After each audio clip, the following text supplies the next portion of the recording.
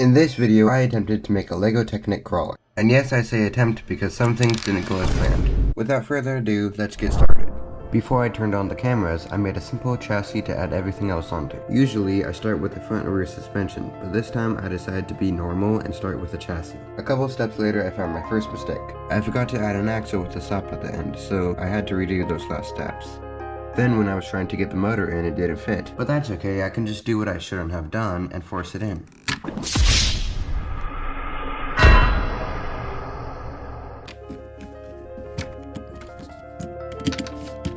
I then proceeded to build the rear solid axle. Luckily, I had no mistakes here as I know what I'm doing. Okay, maybe I had to reinforce it a little bit, but that was all.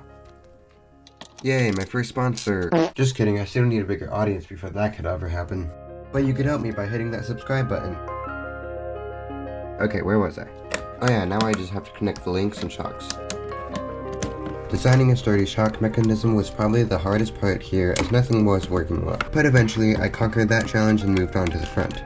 I was also planning to put this cool 2-speed gearbox with a center diff lock in it, but as you can see there isn't room, so I left it out. But if this video gets 500 likes, I'll make an epic 4-wheel drive 2-speed off-roader with the diff lock. I then spent the next 2 hours of my life designing the front suspension.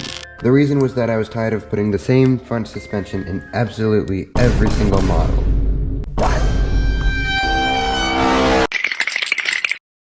2,000 years later. I finally had a functioning prototype, which I copied and pasted it onto the other side. And here's all the work I would have had to do if I didn't copy and paste. I love the power of editing. Life hacks. And here's where my brain stalled on me, and I thought that putting this here would leave room for a 12-tooth gear. All I had to do was flip it over to the other side and it works.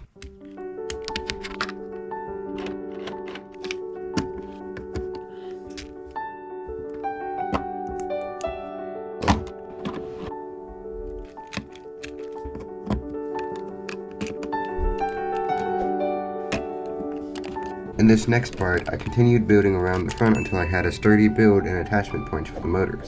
Once I got to that point, I somehow thought that putting a servo motor here would work and the axle would somehow fit through a 4x0 stud gap. You know, I'm really getting tired of talking and writing the script, so how about you just watch for a little bit.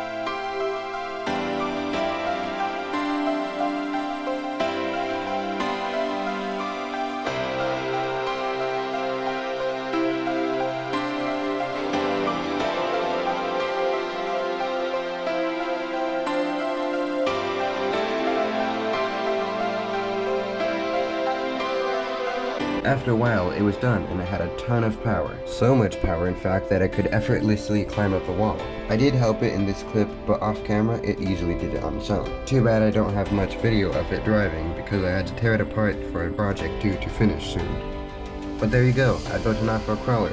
Again, because why not? As always, thanks for watching, and I'll see you in the next one.